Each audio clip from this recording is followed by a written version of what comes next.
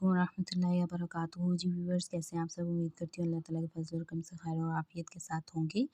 तो video start करने से पहले आप सबसे एक छोटी सी रिक्वेस्ट है कि मेरे चैनल को सब्सक्राइब करना, वीडियो को लाइक करना और एंड तक वॉच करना हरगिज़ भी मत भूलिएगा। तो बिल्कुल भी अपने टाइम को वेस्ट नहीं करते। जैसा कि आज आप सबको नज़र आ रहा है, सबक नंबर 16 है हमारा, वक्फ़ इब्तिदा के कवायद, जो बहुत ज़्यादा इम्पोर्टेंट है हम सब के लिए। कुरान पढ़ने के लिए हमारा ये जानना बहुत ज़्यादा ज़रूरी है। चलिए तो शुरू करते हैं। बिस्मिल्लाहिर्रहमानिर्रहीम। वक्फ़ लग़वी मायने होते हैं ठहरना। इस्तिलाही तारीफ़ होती है गैर मौसूल कलमे के आखिर में सांस और आवाज़ को रोक कर इस कदर ठहरना कि सांस लिया जा सके।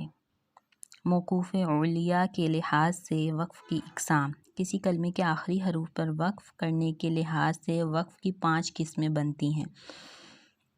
पहली किस्म है वक्फ़ बिस्सकून, वक्फ़ बिल इस्कान, वक्फ़ बिल इब्दाल, वक्फ़ बिल इशमाम और वक्फ़ बिल रौम। ठीक है, अब ये सारे मैंने आपको प्रीवियस लेसन में थोड़ी सी डिटेल के साथ डिस्कस किए थे। अगर आप जाकर मेरी प्रीवियस वीडियो देखें तो आपको पता लग जाएगा। तो वक्फ़ बिस्सकून की डिटेल देखिए। कलमे का आखिरी हर्फ अगर पहले से साकिन हो तो वहाँ बग़ैर किसी तब्दीली के सांस और आवाज़ को रोक कर ठहरना, जैसे फ़रग़ब, क़ला वग़ैरह।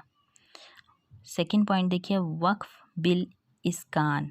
कलमे के आखिरी हर्फ पर हरकात सलासा 2 ज़ेर या 2 पेश हों।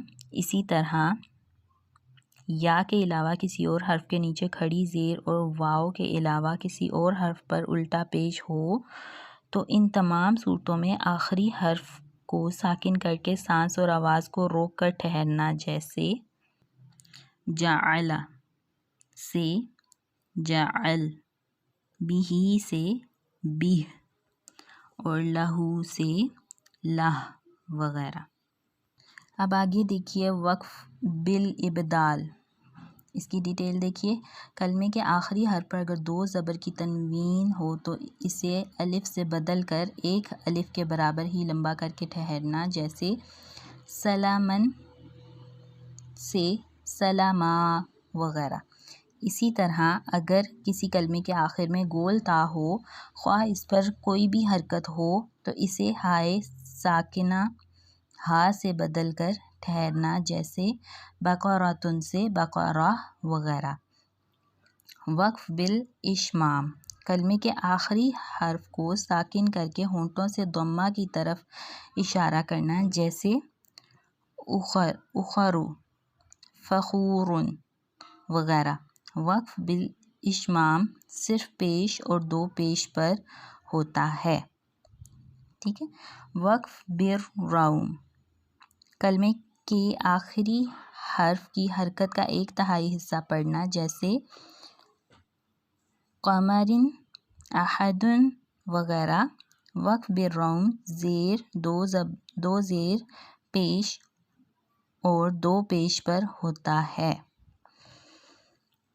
वक्फ़ आगे मज़ीद वजाहत देखिए। वक्फ़ बिल रौम और वक्फ़ बिल इशमाम सिर्फ असली हरकत पर होते हैं, आर्जी हरकत पर नहीं होते। ये बात याद रखना है, ये पॉइंट आपने। आगे देखिए वक्फ़ के मुतल्लिक़ ज़रूरी मालूमात हैं कुछ।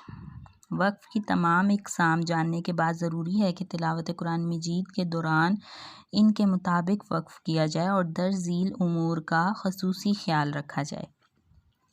पॉइंट नंबर 1 है, जहाँ गोल दायरा या रमूज़े औक़ाफ़ में से कोई रम्ज़ हो वहाँ वक्फ़ किया जाए।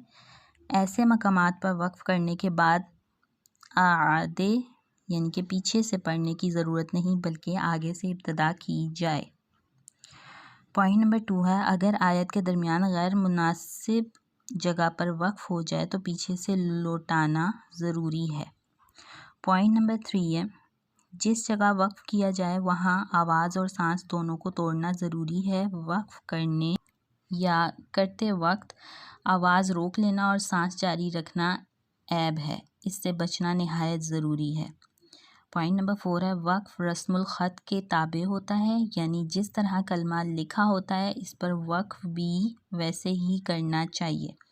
इस कायदे को सामने रखते हुए وہ کلمات جن کے آخر سے حروف محذوف ہوں ان پر وقف بھی ویسے ہی ہوگا، یعنی محذوف شدہ حروف کو جس طرح وصل کی صورت میں نہیں پڑھا جاتا اسی طرح وقف کی صورت میں بھی نہیں پڑھا جائے گا۔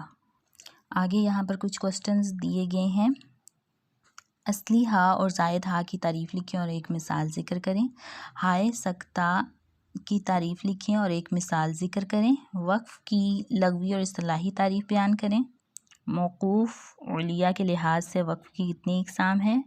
وقف بالاسکان کی تعریف لکھیں اور ایک مثال بھی دیں۔ اپنے سبق کی مدد سے خالی جگہ پر کریں۔ تانیث کی وہ گول تا جو وقف کی صورت میں کس سے بدل جاتی ہے؟ ہا سے بدل جاتی ہے۔ وقف بالاشمام صرف پیش اور کس پیش پر ہوتا ہے؟ اور کلمے کے آخری حروف کی کس کا ایک تہائی حصہ پڑھنا ہے؟ اگر آیت کے درمیان کس جگہ پر وقف ہو جائے تو پیچھے سے لوٹنا ضروری ہے۔ وقف بالروم اور وقف بالاشمام صرف کب ہوتے ہیں، کس پر ہوتے ہیں؟ یہ سب جائزہ آپ نے لینا ہے۔ جب آپ یہ پوری ویڈیو اینڈ تک دیکھیں گے تو آپ سب کو ضرور پتہ لگ جائے گا۔ یہ سارے کوسچنز آتے ہوں گے انشاءاللہ۔ امید کرتی ہوں میری آج کی ویڈیو ضرور آپ سب کو پسند آئی ہوگی۔ ویڈیو کو لاسٹ تک دیکھنے کا بہت بہت دل سے شکریہ۔ اسی کے ساتھ مجھے اجازت دیجیے۔ السلام علیکم ورحمۃ اللہ وبرکاتہ۔